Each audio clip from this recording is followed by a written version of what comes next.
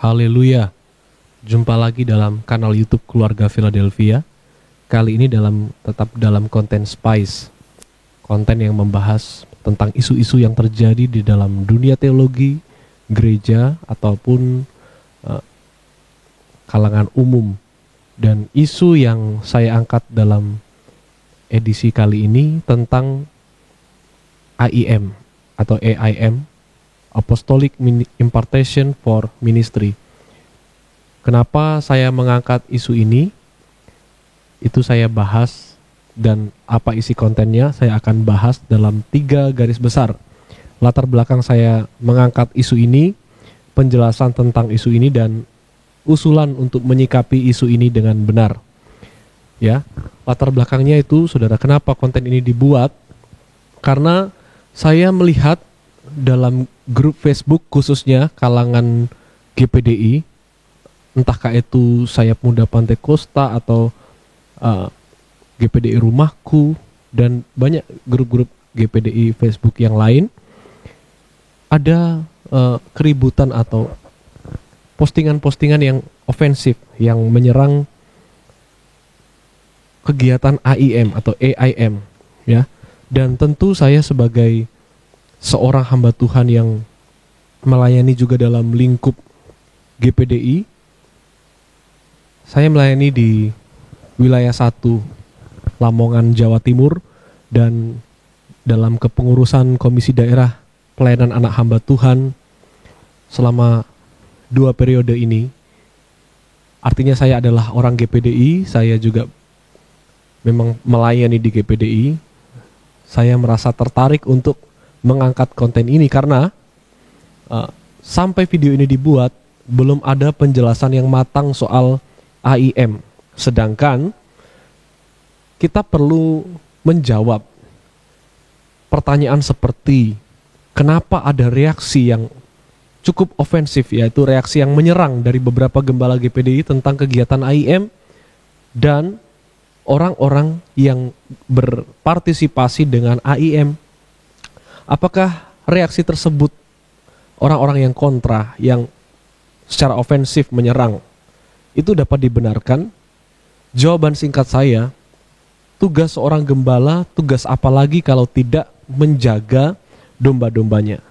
Artinya, dalam pengertian yang sederhana menurut hemat saya, kalau ada reaksi yang seperti itu dari beberapa gembala sidang GPDI, artinya mereka mencium sesuatu yang berbeda dari kegiatan AIM, yang berbeda dengan apa yang seharusnya diajarkan kepada jemaat.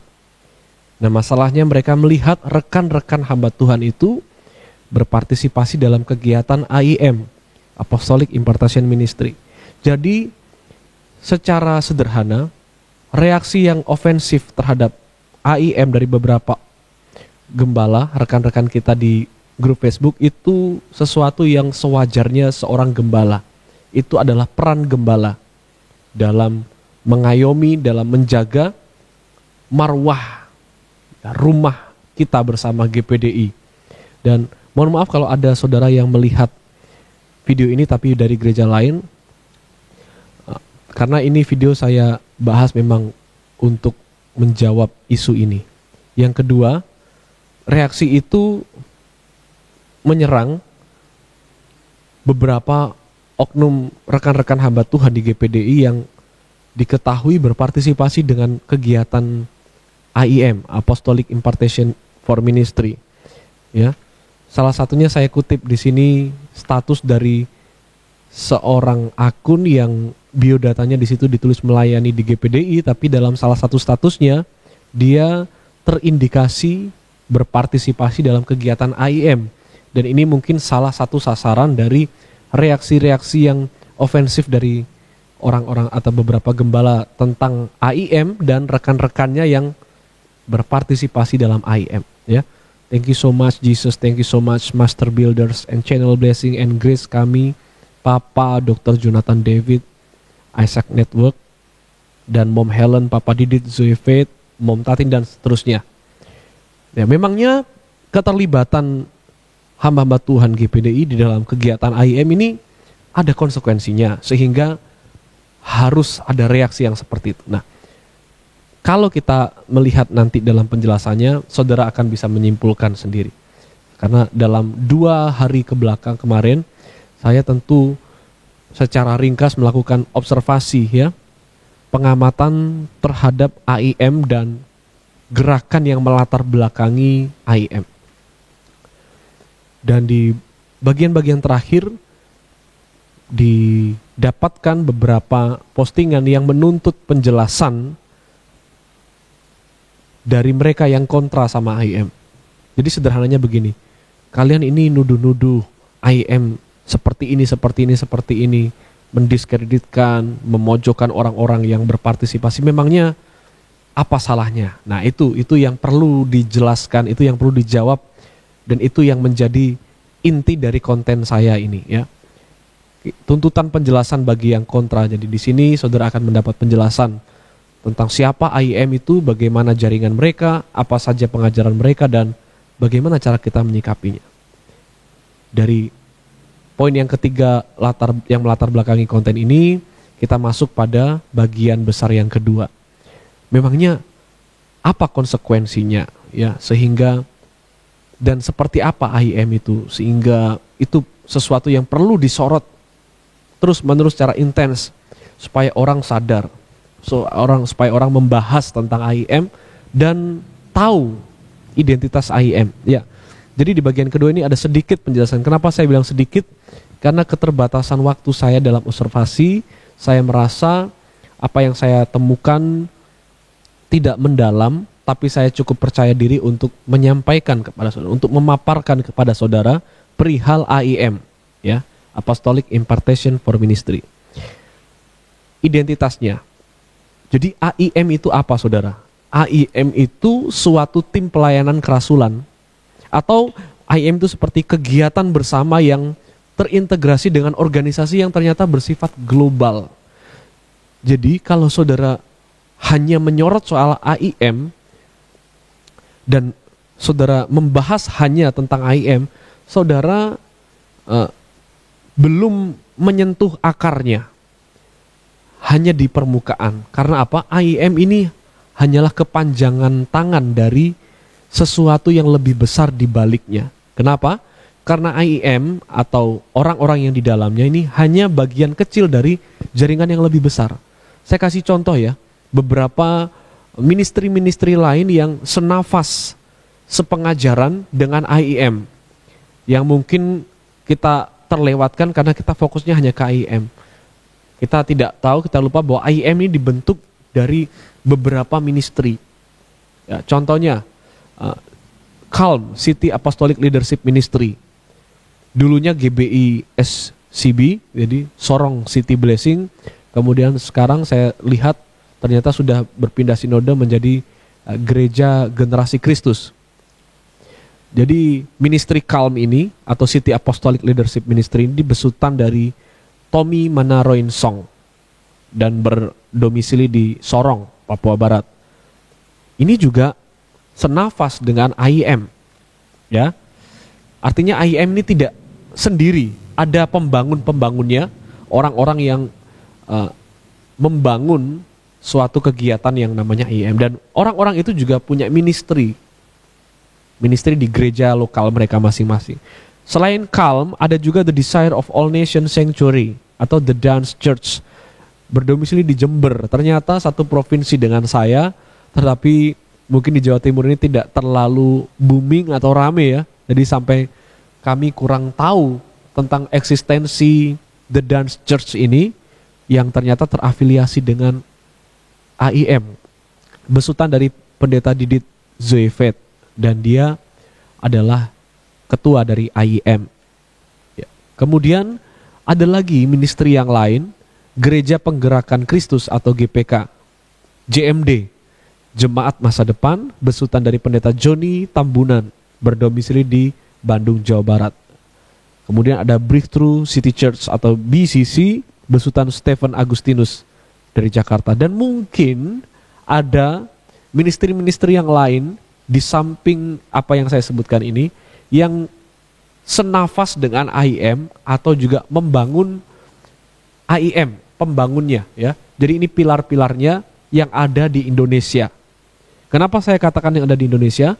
Karena nanti kita lihat bahwa seperti yang saya katakan di poin pertama di identitas ini, IM itu hanyalah kegiatan kepanjangan tangan dari sesuatu yang lebih besar yang ada di baliknya, dan itu yang akan kita lihat dalam video ini.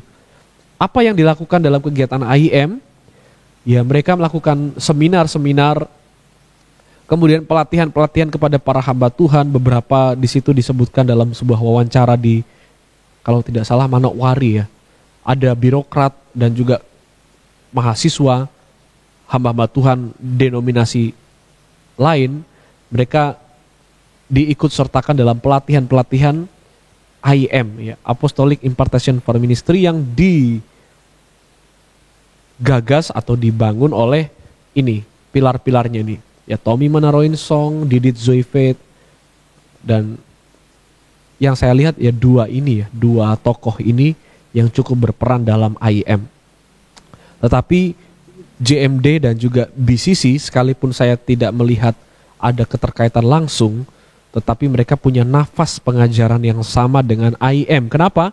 Seperti saya bilang tadi, IM ini hanya bagian kecil dari jaringan yang lebih besar di baliknya. Dan IM ini membuat persekutuan oikumene ya, antar gereja. Nah, apa yang ada di tampilan saudara di depan layar ini sedang membahas jaringan IM. Nah, ini perlu saudara ketahui. Jaringan IM di situ saudara melihat ada IM, dan di bawahnya itu ada Calm, Dance, ya, Calm yang oleh Tommy Manaroin Song, Dance oleh Didit Zoifet, JMD oleh Johnny Tambunan, BCC oleh Stephen Agustinus.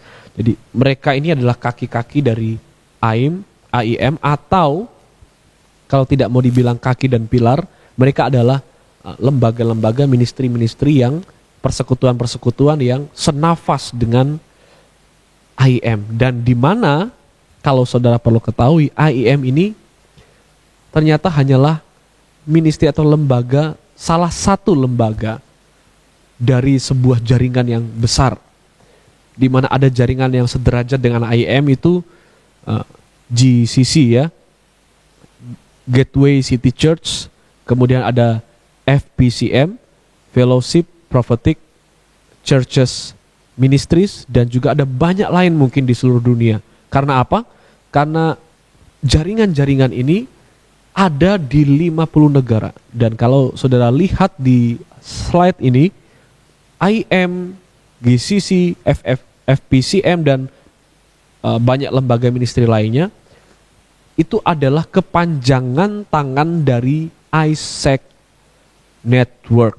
Apa itu ISEC Network? International Strategic Alliance of Apostolic Churches, ya, International Strategic Alliance of Apostolic Churches, di mana ISEC ini dipimpin oleh rasul kepala, ketuanya, yang mereka hormati sebagai, dan mereka anggap, mereka percaya sebagai seorang rasul, dan mereka biasanya menyebut sebagai papa atau daddy atau father, Jonathan David. Dia adalah pemimpinnya.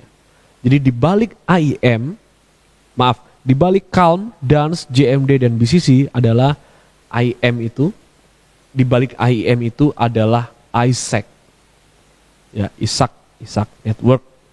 Di balik ISEC Network Ministry ada tokoh kepala yang dianggap sebagai rasul, sumber dari pengajaran mereka. Jadi dari tokoh inilah pengajaran itu mengalir sampai ke bawah. Jadi mereka sama semua pengajarannya. Dan ISEC ini bukan hanya lembaga atau ministry yang berbau apostolik, profetik satu-satunya di dunia, bukan. Karena ada banyak ministry-ministry lain yang dibangun dalam suatu gerakan yang lebih besar dari ISEC, yaitu NAR, ya. Lebih besar dari ISEC dan NAR. NAR itu apa? New Apostolic Reformation Church. Tokoh terkenalnya ada Peter Wagner ya. Dan mungkin ada yang lain, ministry-ministry yang lain. ISEC, NAR, dan yang lainnya itu adalah buah dari gerakan kenabian dan kerasulan, prophetic, apostolic and prophetic movement, di mana di situ AIM ya, AIM dari Isaac, kemudian Isaac itu dari gerakan kenabian, dan gerakan kenabian ini muncul dari karismatik, suatu gerakan yang baru disebut Neopantekostalism atau juga karismatik, dan tentunya berbeda dengan kita GPDI, GBI, GSJA, GPPS, gereja-gereja Pantekosta ini, gereja Pantekosta klasik, GSJPDI, kemudian apalagi gereja-gereja ini ya, Gesba dan lain sebagainya. Ini Pantekosta klasik, dan ini gereja-gereja yang sinode atau denominasi ini berbeda dengan gerakan karismatik. Hanya untuk saudara-saudara ketahui, mungkin rekan-rekan kita dari Protestan, Katolik, Ortodoks menganggap kita sama, bahwa pada kenyataannya ada beberapa hal yang tidak bisa membuat kita disamakan antara Pantekosta dan karismatik. Dan AIM ini munculnya dari karismatik, ya, karismatik yang membuahkan gerakan kenabian dan kerasulan, dan di dalam gerakan movement itu ada lembaga-lembaga lainnya. Salah satunya Isaac dipimpin oleh Jonathan David. Dan Jonathan David ini lembaganya ada di 50 negara. Salah satunya adalah di Indonesia, Apostolic Impartation for Ministries. Sekarang kita bahas karakternya. Karakter dari kelompok AIM ini apa saja? Untuk kita ketahui bersama. Yang pertama, khotbah-khotbah dari mimbar AIM adalah khotbah-khotbah yang sentimental terhadap institusi gereja. Jadi mereka seperti menyerang lembaga gerejawi, kekakuan gereja, sistem yang sudah dibangun oleh gereja. Gereja apa? Semua gereja. Bukan hanya Protestan, Katolik, Ortodoks, bahkan Pantekosta.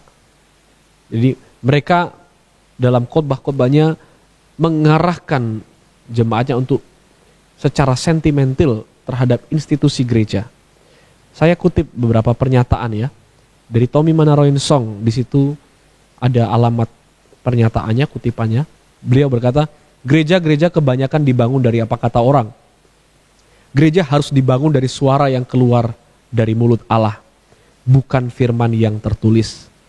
Kenapa dia bisa bilang begitu? Karena dia sudah punya paradigma, kerangka berpikir, di mana kerangka berpikirnya itu adalah warisan dari Jonathan David, ya, Isaac tadi. Isaac mengajarkan paradigma tertentu dan diterima oleh beberapa orang, dan Pastor Tommy ini memutuskan untuk terafiliasi dengan AIM, ya, sekalipun dia dulunya adalah GBI dan terafiliasi dengan AIM.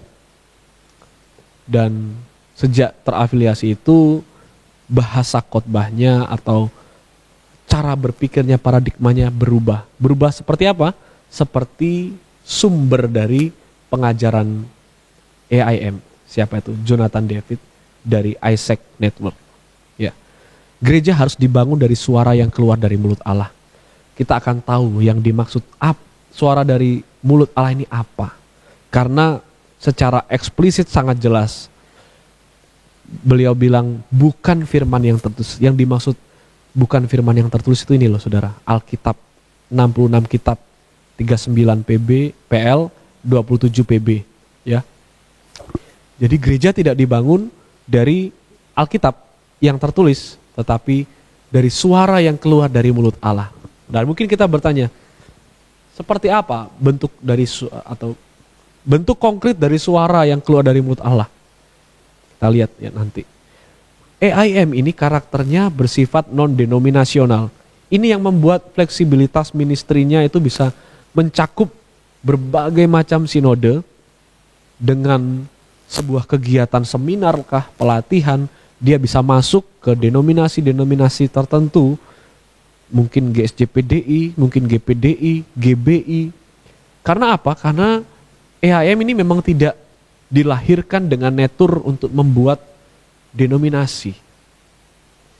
sifatnya non-denominasi. Ya. Pastor Tommy bilang, kita tidak sedang membuat organisasi untuk sebuah agenda dan tujuan Tuhan. Belum amin semua nih. Dia bilang seperti itu saudara dalam khotbahnya, karena ini kutipan khotbah. Kita tidak sedang membuat organisasi. Bayangkan saudara, dia menyampaikan firman di jemaatnya, tetapi seolah-olah jemaatnya itu adalah orang-orang yang bukan jemaatnya. Sehingga dia perlu melakukan klarifikasi. Yang saya curigai, tentu saya berhak dong ya berprasangka, dia sedang melakukan penggiringan untuk membentuk paradigma dalam pikiran jemaat-jemaatnya. Ya. Kita lihat lagi yang karakter yang ketiga, sentimen terhadap keilmuan. Dalam khotbahnya yang ini, saya tidak kutip pernyataannya, tapi dalam khotbahnya yang kehendak Allah terjadi di bumi ini, nampak bahwa orang-orang EIM ini sentimen terhadap keilmuan, ya. Keilmuan tentang manajemen lah, teologi lah, konseling dan sebagainya. Mereka lebih berlandaskan pada apa yang diajarkan oleh rasul kepala tadi, yaitu Jonathan David. Jadi sumber keilmuannya dari situ, sehingga mereka menyaksikan keilmuan-keilmuan yang lain. Sekalipun dia jelas, Pastor Tommy jelas bilang, saya tidak anti konseling, tapi dia bilang, saya menghindari konseling dengan cara-cara duniawi, cara-cara yang biasa dilakukan, besuk-besuk, untuk apa besuk-besuk dan lain sebagainya. Ya, seperti itu, saudara. Kemudian karakter yang keempat, mimbar-mimbar AIM itu mendorong jemaat untuk menerima pengajaran yang keluar dari mimbar-mimbar AIM itu tanpa perlu dipertimbangkan. Itu secara eksplisit terlihat ya dalam pernyataannya. Di menit ke-10, detik ke-4 dalam khotbah yang berjudul Kehendak Allah Terjadi di Bumi melalui orang strategis. Jadi dia bilang begini, saudara nangkep firman itu ndak usah mikir. Jadi apapun yang saudara dengar itu langsung terima. Karena alasannya pikiranmu ndak mampu mencerna firman. Bahkan dia mengulangi kalimat ini sebanyak 2 kali, plus ilustrasi-ilustrasi yang mengarahkan seseorang untuk semakin dalam memahami bahwa kita tidak perlu nangkap firman. Maaf, kita tidak perlu mikir kalau nangkap firman. Terima saja apa yang dikatakan dari mimbar. Terima saja. Dia bentuk ilustrasi wortel, bengkel, air, makanan, rumah. Dia pakai berbagai macam ilustrasi.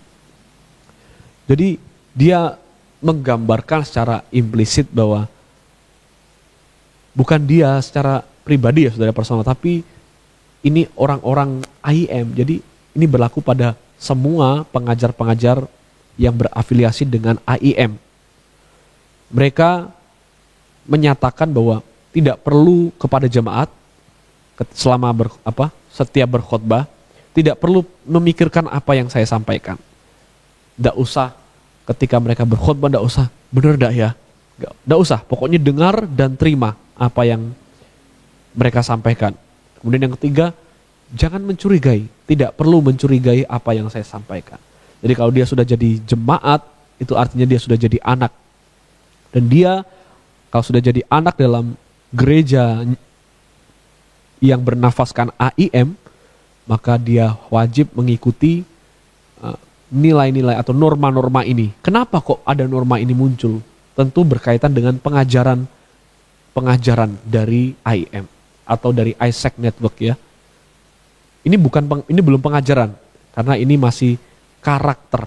Jadi ciri khas yang menonjol, yang nampak. Dan ciri khas yang saudara lihat ini ada 6 poin. Itu adalah implikasi dari pengajaran mereka. Ciri khas atau karakter yang sifat yang kelima adalah kelompok-kelompok AIM ini menekankan superioritas atau meyakini superioritas kelompoknya.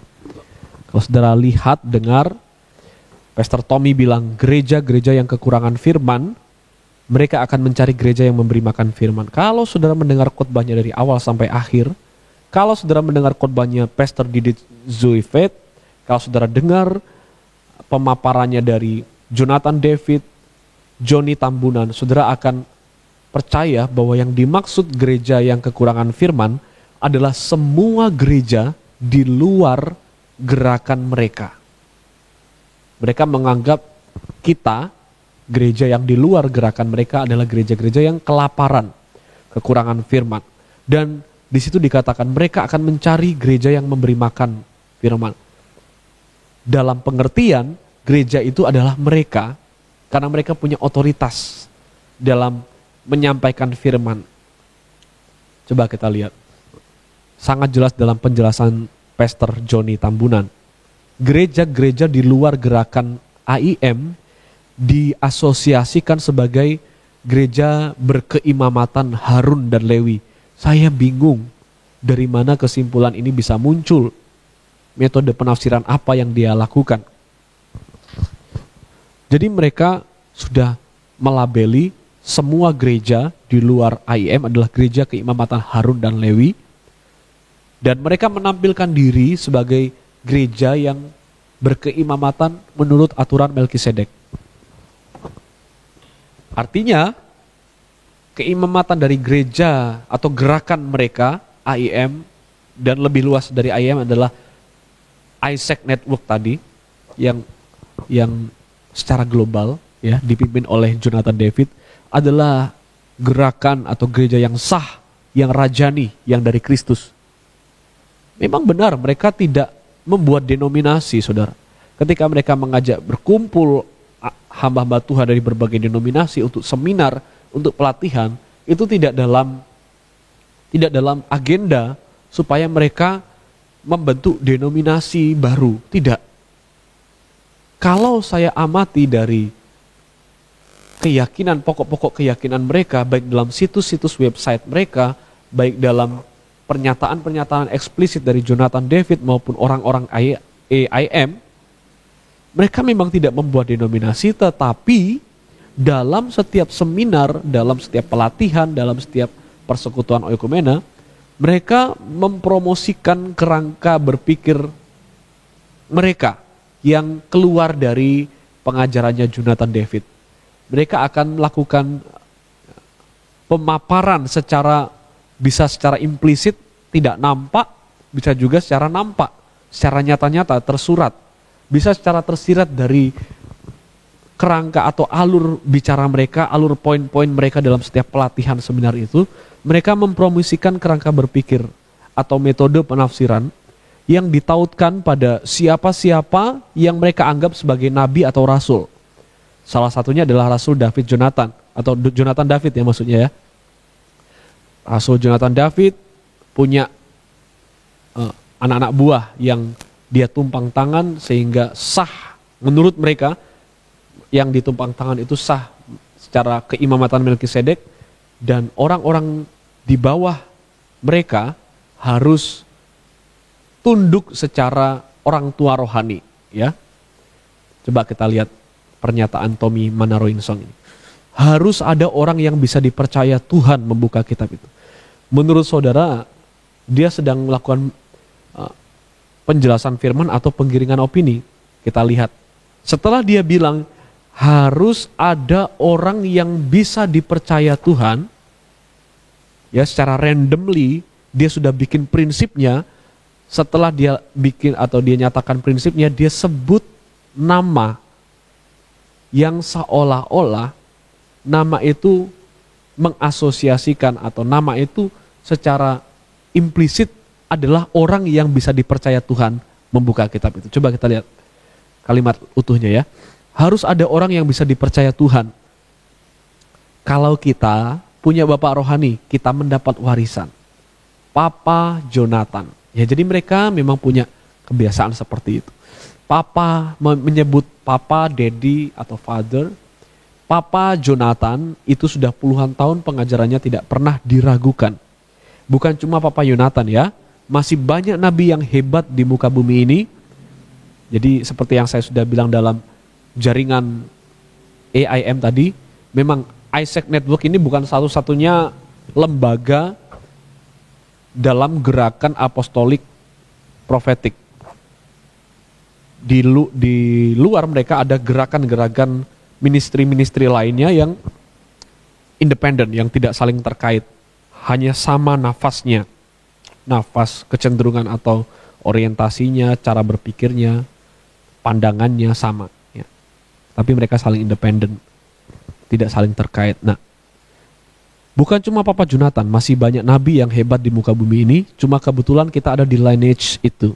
Bukan kebetulan, tapi kebenaran. Nah, coba kita lihat pernyataan berikutnya. Banyak hamba-hamba Tuhan menjadi musuhnya Allah. Kalau pengajaran kita jelas, dia sebut nama-namanya yang sangat terafiliasi dengan Isaac Network, ya. Papa Jonathan, kepala rasulnya. Papa Didit, ketua AIM, Apostolic Impartation for Ministry.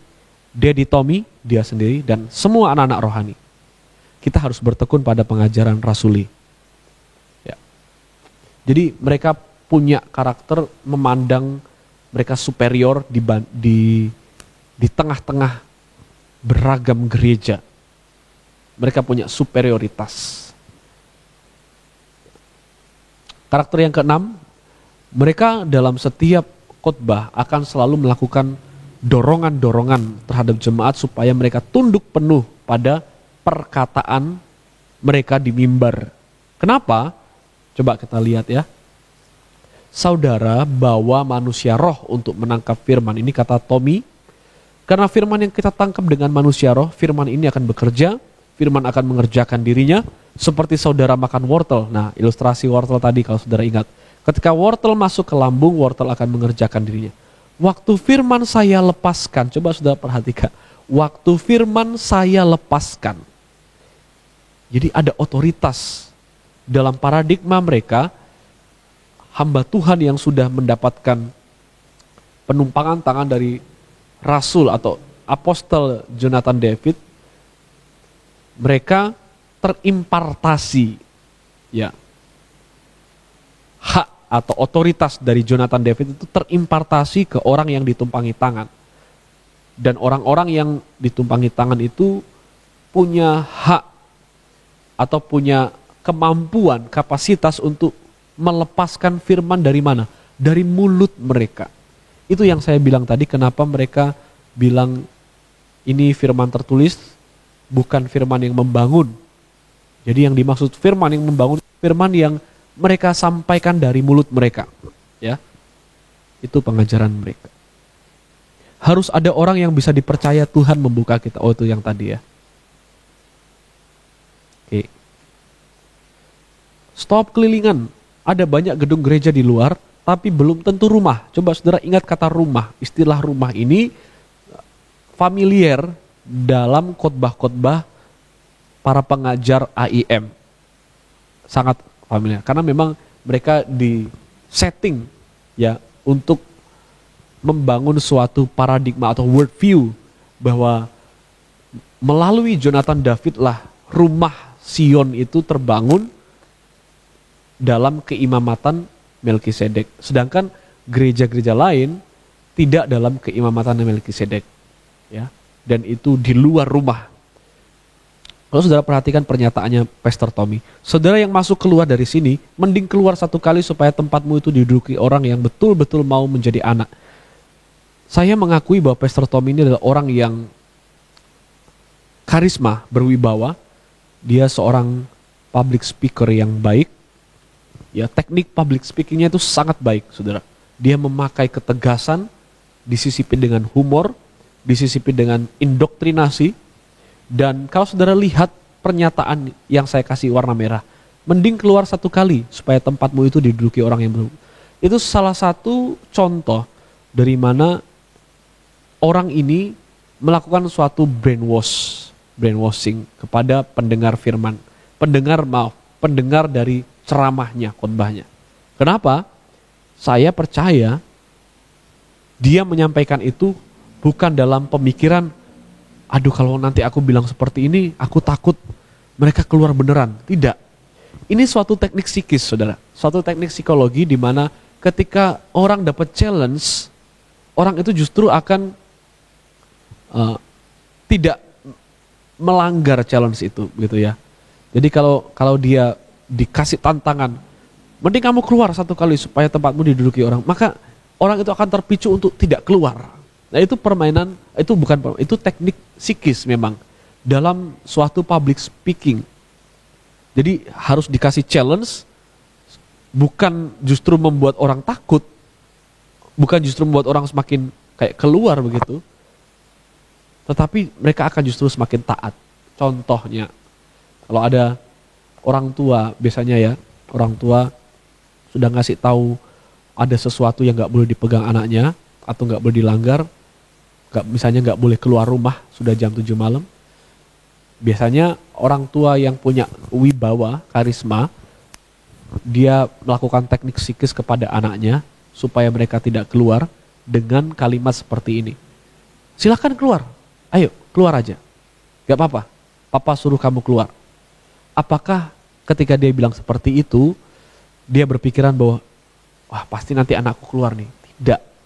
Justru itu adalah perkataan yang otoritatif dan memang orang-orang tertentu saja yang bisa menyampaikan, yang membuat orang lain itu tunduk. Jadi dia pintar untuk public speakingnya. Ya, jadi ketika dia bilang seperti itu, stop kelilingan, ada banyak gedung dan bla bla bla. Kata-katanya itu disambut sorak-sorai anggota jemaat sambil angkat tangan dan berdiri, saudara, di tengah-tengah firman. Berdiri, kemudian direspon oleh Pastor Tommy. Silakan duduk. Yang tidak berdiri itu masih ragu-ragu dengan saya. Wah, dia berani menyatakan seperti ini karena memang ada yang tidak berdiri di saat orang lain secara spontan berdiri. Ketika dia sudah silakan duduk, dia bilang, saya ajak semua berdiri, katakan yes. Belum, semua harus berdiri. Jangan saya suruh terus berdiri ya. Gitu. Akhirnya mereka semua berdiri, anak-anak kecil berdiri, baru dia bilang, wow. Ya. Ini adalah suatu teknik psikis untuk menanamkan kepercayaan diri, kepatuhan dari orang-orang di bawahnya, supaya dengan teknik ini secara tidak sadar orang-orang akan patuh begitu, akan bahasa anak zaman sekarang surrender, menyerah, berpasrah kepada kepemimpinan dari orang yang menggunakan teknik ini. Jadi dia melakukan perintah, instruksi, ketegasan, penekanan, kemudian disisipi dengan humor. Ya, itu teknik yang tidak semua orang bisa. Ya, jadi dia cukup pandai. Nah, Didi Zefet, dia salah satu tokoh dalam AIM ya, Apostolic Impartation for Ministries. Dia bilang, manusia hidup dari rema, the spoken word. Nah, saudara, firman yang fresh, yang keluar dari mulut Allah, yang disampaikan oleh hambanya Tuhan, oleh orangnya Tuhan yang terhubung dengan dia. Ini adalah kalimat yang mengandung makna tersembunyi. Dia mengarahkan pendengarnya untuk percaya bahwa memang ada orang yang spesial yang terhubung dengan Tuhan, di mana orang itulah yang bisa melakukan firman yang fresh. Apa yang dia sampaikan itu yang keluar dari mulut Allah. The spoken word. Firman yang seperti itulah yang harus saudara tangkap. Jadi bukan firman yang by scripture, Alkitab, tapi firman yaitu perkataan yang keluar dari hamba-hamba Tuhan di dalam gerakan Isaac Network. Lanjut, makanya kita perlu rumah Allah, jangan jalan-jalan. Nah, saudara ingat tadi apa yang dikatakan Pastor Tommy soal dia menggunakan istilah rumah. Di sini juga disampaikan oleh Didi Zefet ya. Kita perlu rumah Allah, saudara perlu rumah. Jadi itu ditekankan terus menerus. Repetisi-repetisi itu akan membentuk suatu keyakinan terhadap pendengar bahwa ya memang harus ada rumah, karena semuanya itu bukan rumah. Kalaupun mereka seperti rumah, mereka menyampaikan firman yang tetap membuat saya tetap lapar, saya tetap sedih, saya tetap dalam masalah, karena firman itu dari Alkitab tertulis, firman tertulis. Jadi saya harus butuh cari orang yang memang terhubung. Yaitu yang sedang dibangun oleh Didi Zefet dalam kalimatnya. Bukan cuma Pastor Didit, tapi juga Pastor Tommy, Pastor Jonathan, Pastor siapa tadi? Johnny Tambunan, kemudian Stephen Agustinus, kemudian Jonathan David. orang-orang yang ada dalam gerakan ini. Mereka mengajarkan supaya mereka membangun paradigma itu yang harus kita lihat. Karena tidak semuanya doktrin itu disampaikan secara eksplisit, secara tersurat. Kita harus lihat pola. Nah, untuk melihat pola nggak bisa cuma ngelihat satu kali dengar, dua kali dengar dengan orang yang sama. Saudara perlu mengambil sampling, ya sampel dari orang-orang yang dianggap terafiliasi dengan Isaac Network untuk mengkonfirmasi keyakinan saudara. Dan saya cukup yakin dengan apa yang saya simpulkan inferensi saya, karena dari sampel-sampel orang-orang yang terafiliasi dengan AIM memang seperti ini keyakinan mereka. Saya lanjutkan ya. Saudara perlu rumah Allah, saudara perlu bertemu dengan siapa? Orang yang Tuhan percayakan di rumahnya, bukan sembarang orang. Jadi dia mulai membentuk suatu figur yang istimewa, figur yang eksklusif. Jadi dia nggak nyebut orang, saudara. Dia nggak nyebut nama tokohnya. Dia nggak mengarahkan orang ke dia, ke dirinya, atau ke siapa. Dia cuman bangun dulu worldview.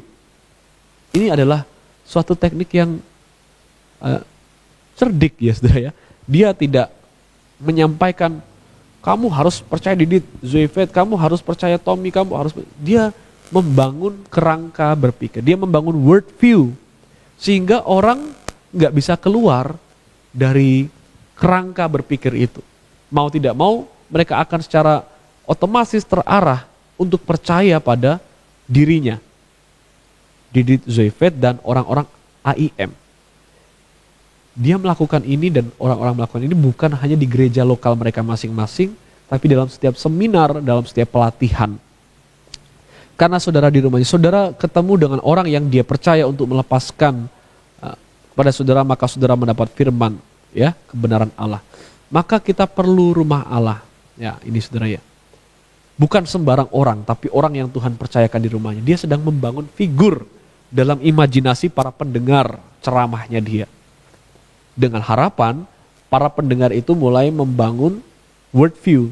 Oh ternyata memang iya ya, saya perlu rumah yang keluar fresh, firman-firman yang fresh, yang segar. Dan harus ada orang yang istimewa, yang eksklusif, yang bukan sembarang orang. Nah, itu cara mereka untuk berkhotbah, ya.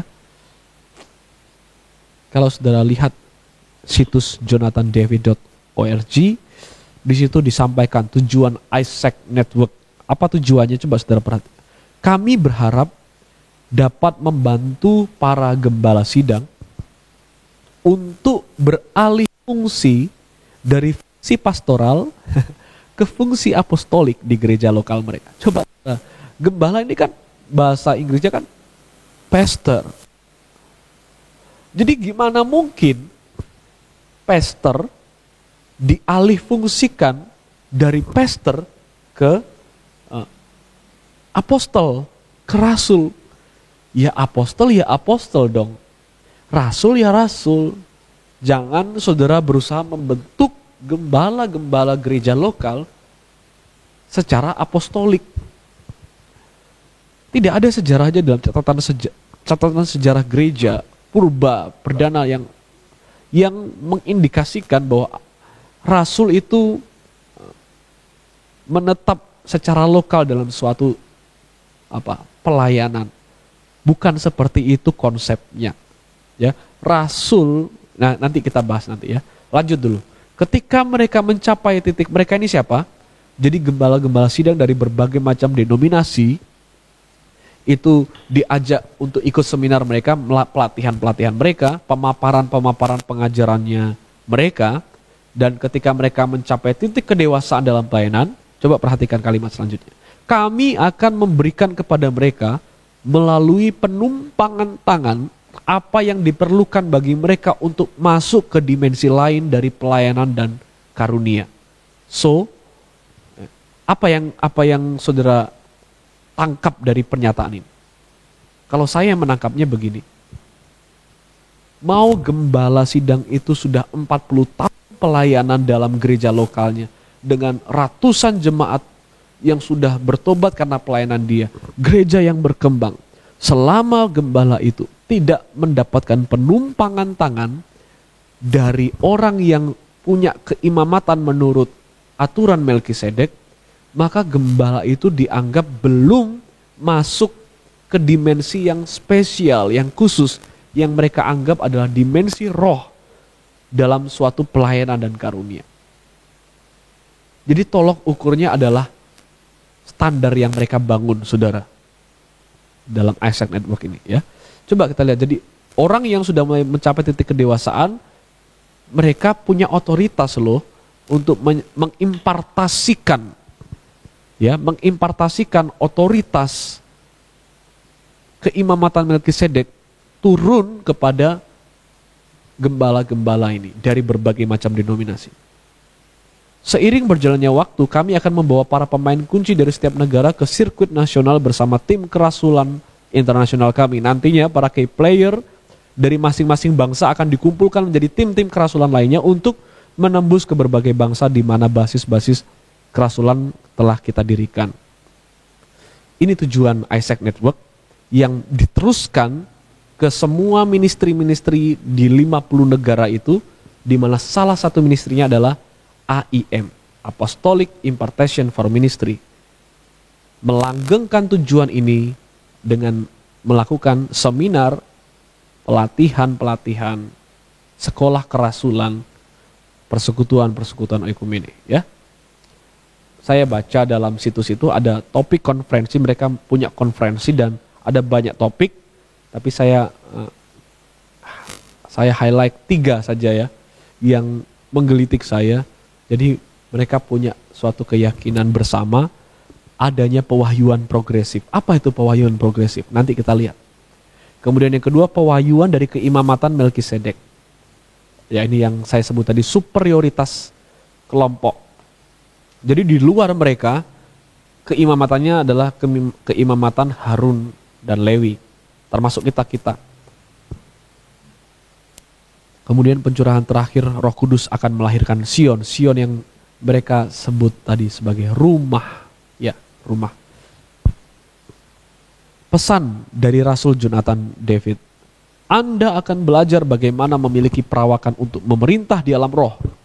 Anda akan menerima kekuatan untuk menaklukkan bahkan unsur-unsur bumi dan menjadi makmur di tengah sistem dunia yang sedang runtuh. Tuhan telah berjanji kepada saya bahwa Dia akan memberikan pewahyuan, pengertian dan hikmat, dan membantu kita berjalan dalam roh kebenaran dan tidak bercela, dan seterusnya. Ya.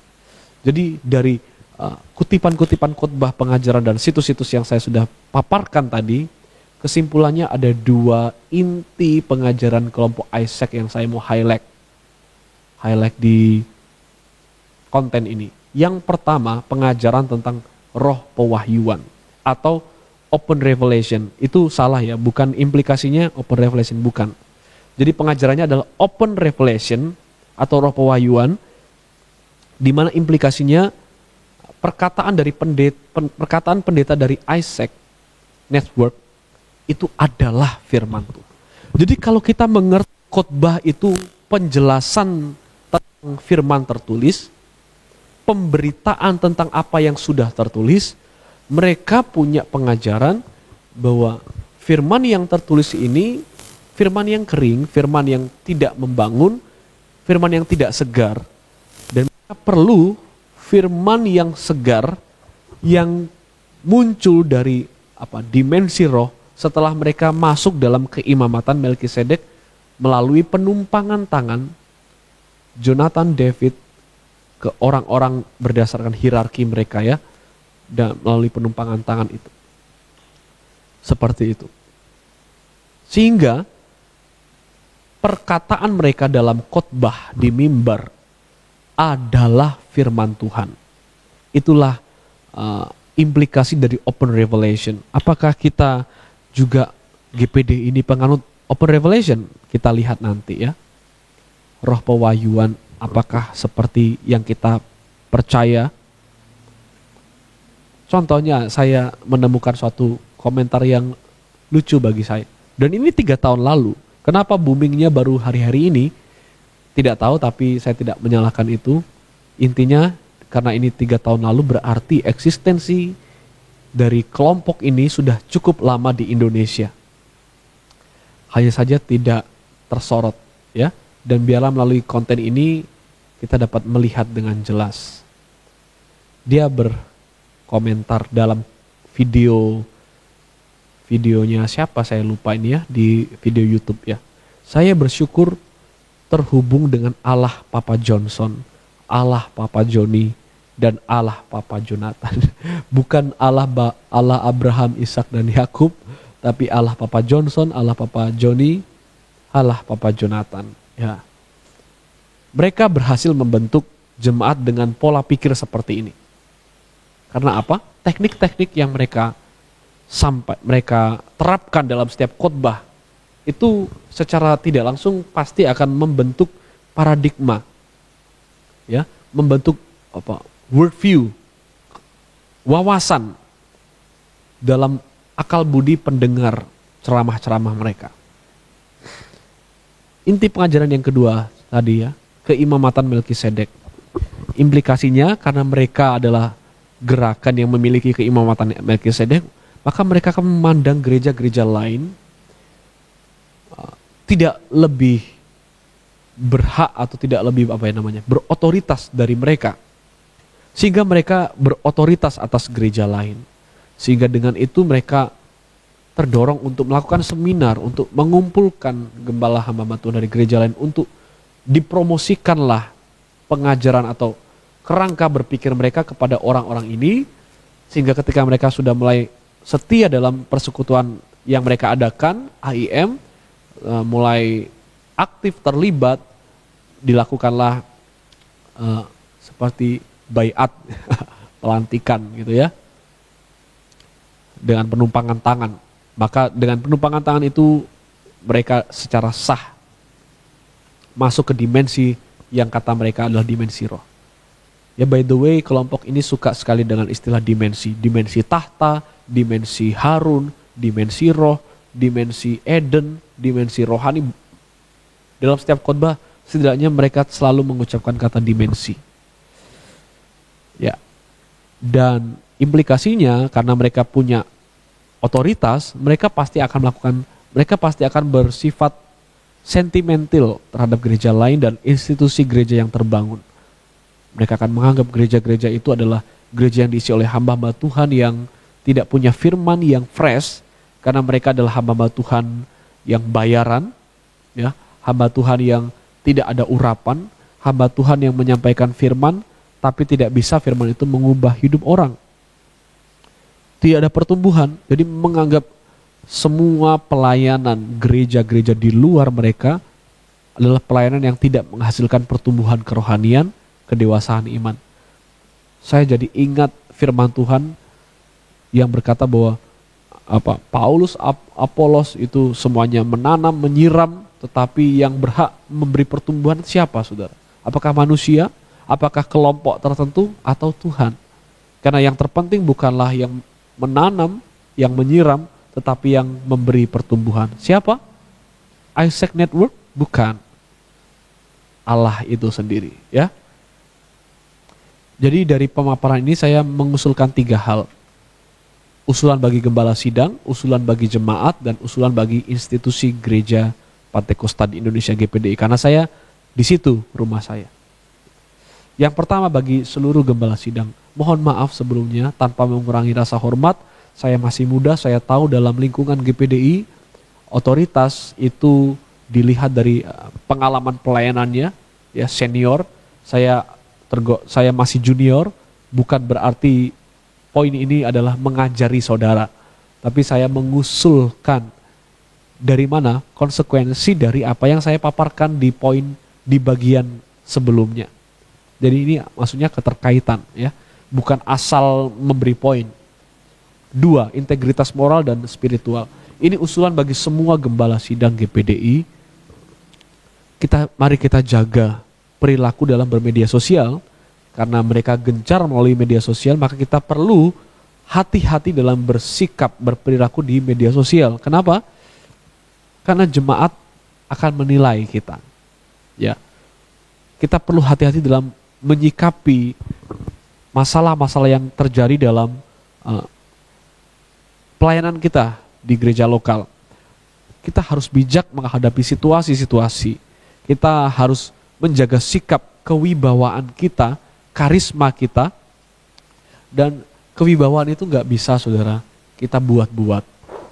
Kewibawaan itu datangnya hanya dari seorang yang penuh dengan roh, seseorang yang intim dengan Tuhan, yang memiliki hubungan dengan Tuhan melalui doa, hubungan yang baik melalui doa pribadi, puasa maupun pendalaman firman Tuhan, pembacaan Alkitab firman Tuhan, ya. Jadi integritas spiritual itu maksudnya saudara mengajarkan jemaat untuk suka berdoa. Kita secara pribadi perlu mendisiplinkan diri untuk lebih banyak berdoa dari apa yang bisa kita sampaikan ke jemaat. Kenapa, saudara?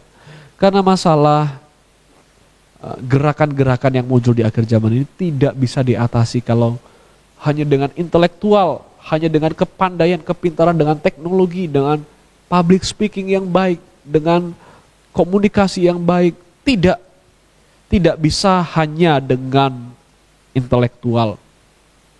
Saudara tidak boleh meninggalkan aspek-aspek spiritual, karena pelayanan kita juga ada kaitannya dengan hal spiritual.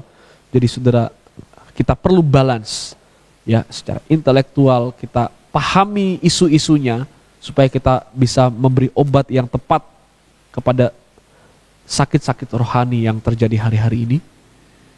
Ya, kemudian kurangi khotbah sentimental. Kita murnikan khotbah kita dengan hanya mengarahkan jemaat kepada apa yang seharusnya mereka lakukan sesuai dengan kehendak Tuhan. Jawab kebutuhan jemaat melalui firman saudara, kebutuhan rohani, permasalahan mereka, karena kita gembala di gereja lokal, kita tahu, saya mengasumsikan kita tahu pergumulan dari jemaat kita masing-masing. Hibur dan juga beri arahan berdasar firman yang tertulis, karena firman ini satu-satunya yang bisa membangun jemaat Tuhan secara benar, ya. Kalau hanya membangun saja tampilan mata bisa, tapi apakah itu benar di hadapan Tuhan? Tentu tidak, ya.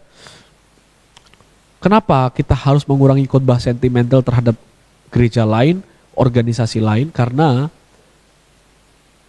jangan sampai kita dipandang jemaat, ini khususnya gembala-gembala GPDI, ya, kita sama dengan mereka-mereka yang ada di gerakan AIM. Mereka khotbahnya bersifat sentimental, masa kita juga seperti itu?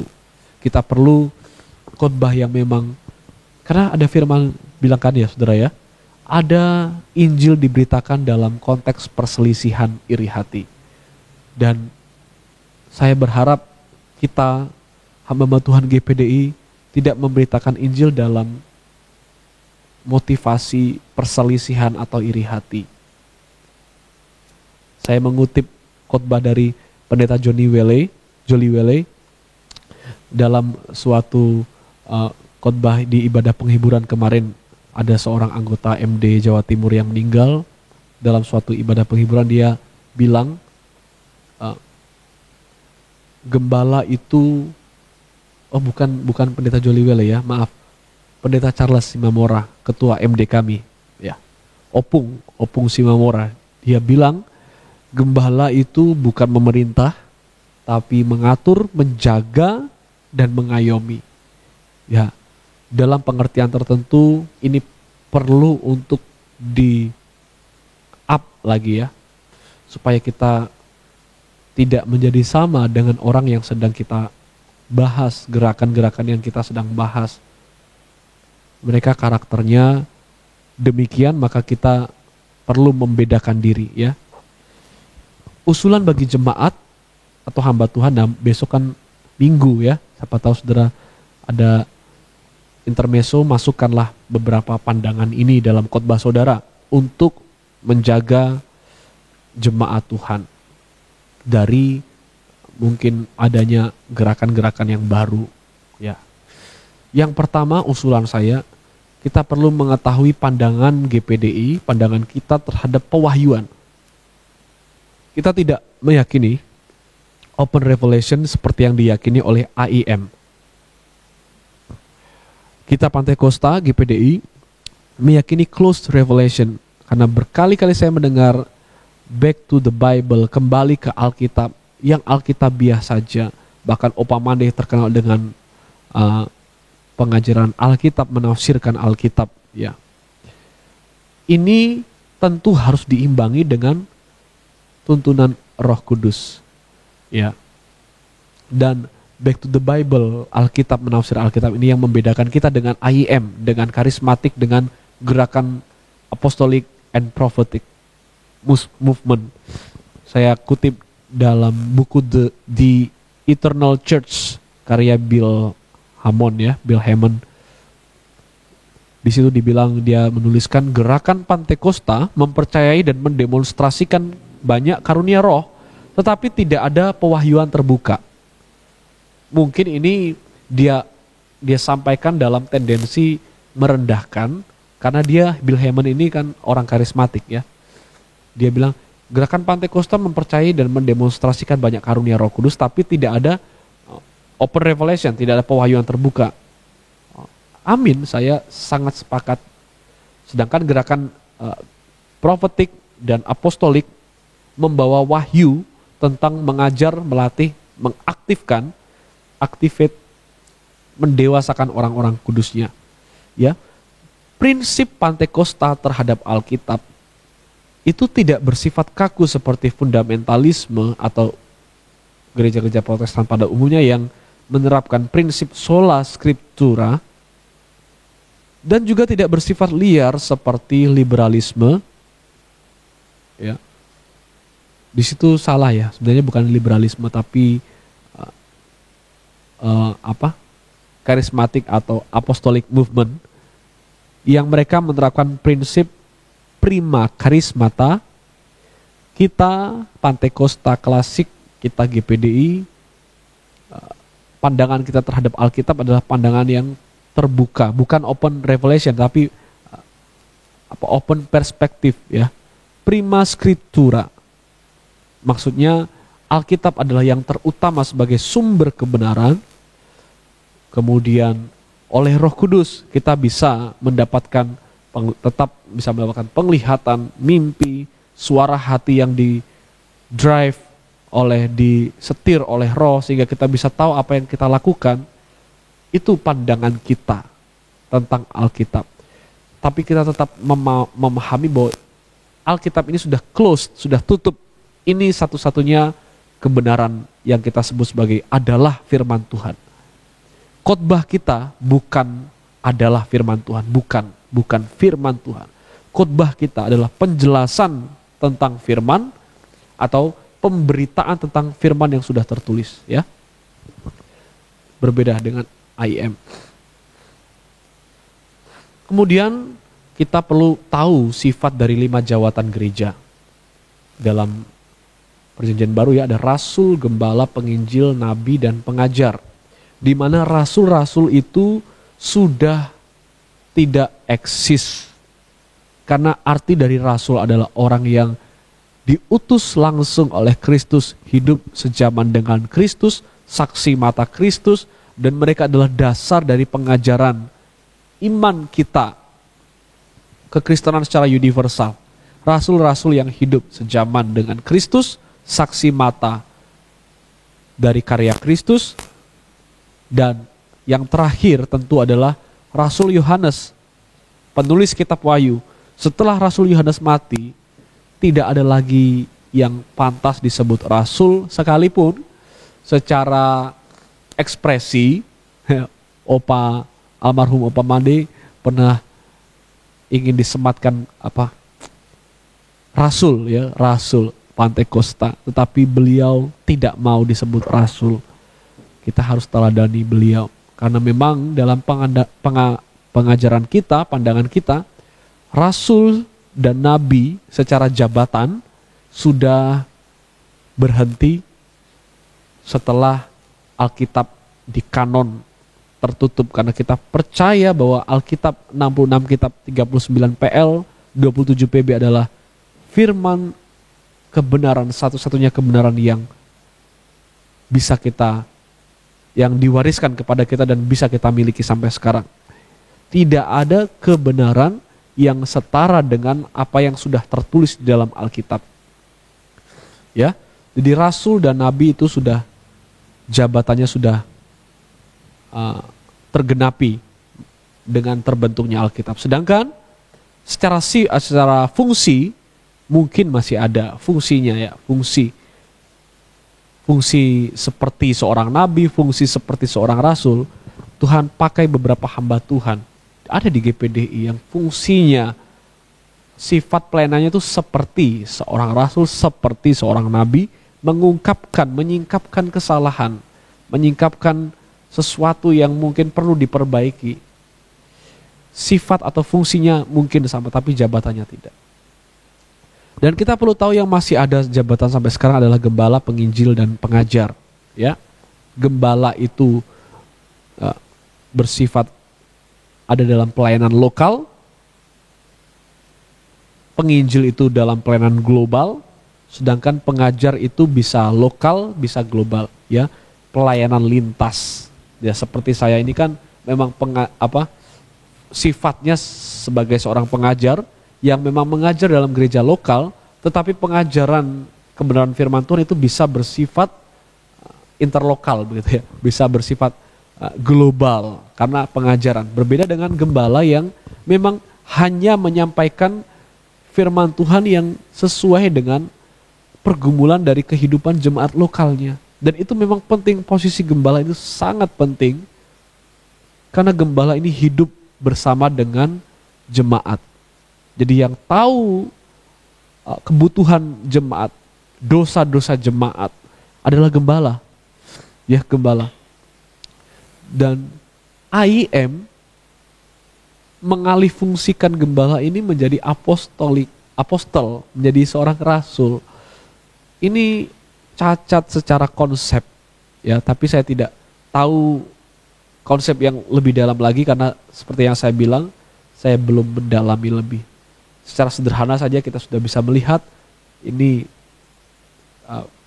patut dipertanyakan secara konsep ya. Usulan bagi jemaat yang ketiga bagi hamba Tuhan, pentingnya loyalitas kita pada organisasi. Ini bukan berkaitan dengan keselamatan, tapi ini berkaitan dengan bagaimana iman atau rohani kita ini bertumbuh, saudara.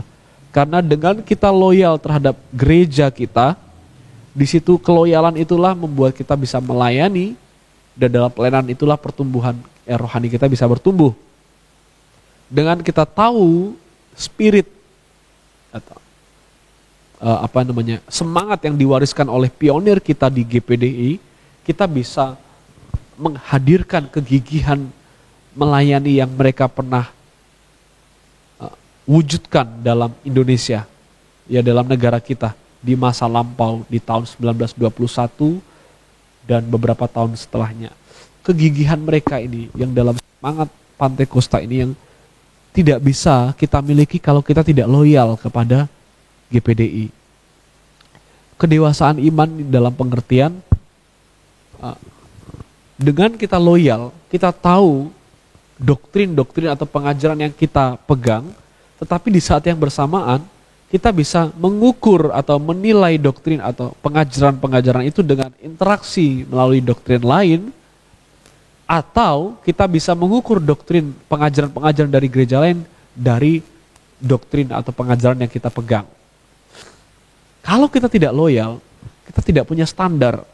Jadi kita cenderung subjektif, cenderung semau gue dalam menentukan mana yang saya percaya, mana yang saya jadikan standar, mana yang saya sukai sesuai dengan selera masing-masing. Ya. Dan itu kurang baik. Maka usulan saya seperti itu. Dan usulan bagi institusi GPDI, ya, pada pemimpin-pemimpin saya, dari hati saya, menyikapi fenomena AIM dan mungkin ministry-ministry lain yang mungkin berkembang di lingkup pelayanan GPDI yang bukan dari GPDI, tapi berkembang dan skupnya termasuk menjangkau hamba Tuhan GPDI, menyikapi hal itu bagi para pemimpin kami, pemimpin saya dalam GPDI, saya mohon bijak dalam mengambil keputusan. Kebijakan organisasi hari-hari ini memang penting sekali untuk dipikirkan, karena salah melakukan kebijakan, salah melakukan keputusan akan menimbulkan kekecewaan, ya. Saudara bisa menyampaikan firman jangan kecewa, tapi kita tidak bisa menjagai, memastikan ukuran atau kedewasaan iman dari orang-orang yang kita pimpin. Dan lebih baik kita menyoroti, fokus pada yang belum dewasa. Kita jadikan mereka acuan untuk hati-hati dalam bersikap. Kenapa? Karena orang-orang yang belum dewasa inilah ketika melihat kebijakan-kebijakan organisasi yang kita keluarkan, kita putuskan, mereka bisa menjadi kecewa, sakit hati, bisa memutuskan untuk keluar. Dan bukan persoalan keluar dari GPDI-nya yang kita persoalkan, tetapi yang dipersoalkan adalah ketika seseorang keluar dari GPDI, dari gerejanya, dalam keadaan dia kecewa, sakit hati, saya bisa pastikan dia akan subjektif dalam menentukan kemana dia akan pergi. Dia akan cenderung menjadi orang yang asal ada gereja, aku ke situ, aku pilih. Apapun gerejanya, aku pilih. Gerakan apapun yang muncul, saya akan berafiliasi ke situ. Saya akan masuk, terlibat ke situ. Karena apa? Kekecewaannya akan menutup hatinya dan membuat dia tidak memiliki pertimbangan yang matang untuk memilih gereja secara sehat. Dia akan cenderung melirik pada gerakan-gerakan yang fenomenal, bombastis, yang sensasional, yang mengekspresikan kewibawaan, ya, teknik-teknik public speaking yang baik. Dia akan cenderung lari ke situ. Kalau kita mau menyikapi fenomena gerakan-gerakan seperti ini, mulai dari diri kita perhatikan kebijakan. Tolong, saya mohon ya melalui video ini, mari om-om, opa-opa, pimpinan-pimpinan saya yang saya hormati, kalau mau melakukan suatu keputusan, entah ke MP, MD, atau Mawil, yang berkaitan dengan hamba Tuhan di bawah kita yang kita pimpin atau jemaat Tuhan, hati-hati, karena zaman sekarang, hari-hari ini, ada begitu banyak kantong-kantong yang siap menampung mereka, yang kita tidak bisa memastikan bahwa mereka adalah kantong-kantong dengan pengajaran yang sehat.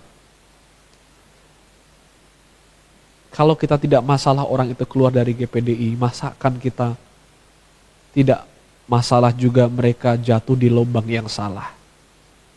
Seharusnya kita hamba Tuhan punya pemikiran ke depan untuk melihat. Jangan kita, aku gak masalah kamu keluar dari GPDI, aku gak masalah kamu keluar dari sini, gak masalah gereja, Tuhan gak kekurangan orang. Ya, Tuhan tidak kekurangan orang, GPDI tidak kekurangan orang. Tapi bagaimana jika mereka yang seharusnya di GPDI ini sudah sehat pengajarannya, oleh karena kita kurang bijak, mereka akhirnya keluar dan jatuh dalam kelompok-kelompok yang tidak sehat, dalam lubang-lubang yang tidak sehat. Apakah kita bisa menyalahkan mereka? Kalau mereka seperti itu karena kita, ya. Dan bagi semuanya, saya tutup konten ini dengan 1 Yohanes 4 ayat 1. Saudara-saudara yang terkasih, janganlah percaya pada setiap roh, ujilah roh-roh itu, apakah mereka berasal dari Allah, sebab banyak nabi-nabi palsu bermunculan di dunia ini. Roh-roh di dalam ayat ini, roh-roh yang eksistensif, ya, yang simple essence, yang seperti arwah, seperti rojat, bukan seperti itu, bukan suatu being, bukan suatu makhluk. Roh-roh maksudnya adalah suatu semangat, suatu spirit, suatu movement, suatu gerakan yang bermunculan di gereja-gereja di akhir zaman. Ya, the disposition or influence which fills and governs the soul of anyone, itu bukan anyone pakai e tapi a, ya. anyone. Jadi gerakan yang mempengaruhi banyak orang, mengisi hati mereka, mengontrol jiwa mereka. Dan terhadap gerakan-gerakan seperti ini kita perlu menguji dengan firman Tuhan. Kita perlu menguji sampai ke kedalaman. Dan masalahnya kita tidak cukup waktu untuk melakukan pengujian yang matang.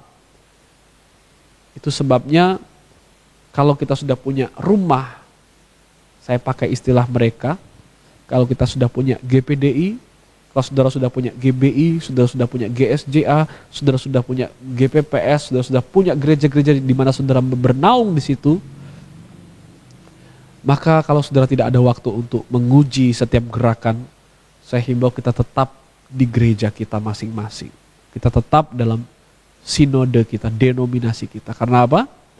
Karena ada banyak bermunculan di dunia ini nabi-nabi palsu, ya, yang mengadakan movement-movement yang tidak dari Tuhan asalnya. Sekalipun secara eksplisit, secara nampak mata, packaging mereka itu sangat rohani, sangat tidak ada masalah. Mereka menganut Tritunggal dan oh ya saudara, sebelum saya akhiri, saya ada satu bagian yang terlewatkan. Ada sebuah isu bahwa AIM itu mengajarkan doktrin Roh Kristus dan Roh Kudus itu dua eksistensi yang berbeda. Saya sudah mendengar klarifikasi dari Pastor Didit Zefet bahwa mereka juga percaya Roh Kudus dan Roh Kristus itu satu pribadi. Artinya mereka percaya Allah Tritunggal, Allah itu satu dalam 3 pribadi, Bapa, Putra, dan Roh Kudus. Ya, jadi secara trinitari, secara doktrin Tritunggal, mereka tidak ada masalah. Menurut saya ya, saya kan tidak melakukan pengamatan yang detail, tapi itu sudah diklarifikasi oleh Pastor Didit Zefet. Dan ya, jadi saudara, itu kita tinggalkan, tetapi kita perlu ingat inti dari pengajaran mereka 2 tadi, roh pewahyuan dan juga keimamatan Melkisedek. Usulan-usulan yang saya sudah sampaikan, mohon maaf kalau ada yang tersinggung, kalau ada yang tidak terima. Saya hanya mengusulkan, mengemukakan isi hati saya yang berkaitan dengan pemaparan saya. Terima atau tidak terima, saya kembalikan kepada saudara. Dan untuk kesimpulannya, saya kembalikan juga kepada saudara. Saya sudah menjelaskan soal AIM, jaringan mereka, karakter mereka, pengajaran mereka. Saudara menyimpulkan sendiri bagaimana, seperti apa AIM itu. Terima kasih, kiranya kasih Kristus menyertai kita senantiasa. Puji Tuhan. Saya akhiri.